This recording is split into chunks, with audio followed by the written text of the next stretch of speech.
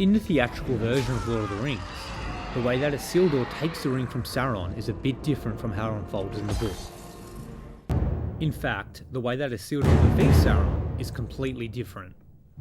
While in the films, he's portrayed as an unstoppable force who ruthlessly mows down his enemies, in the text, he is defeated by the two High Kings of the Last Alliance, Gil-galad, King of the Noldor, and Elendil, High King of Gondor and Arnor.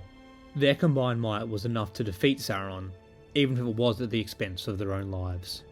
Now, while these two kings do feature in the film's prologue, they were definitely not done justice.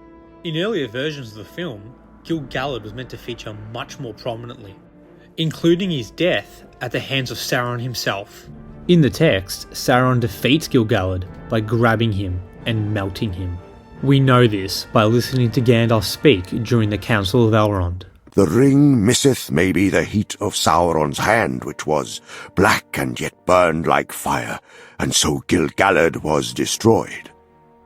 And we know that Sauron's defeat plays out different in the text. But at the last the siege was so strait that Sauron himself came forth, and he wrestled with Gil-galad and Elendil, and they both were slain. And the sword of Elendil broke under him as he fell.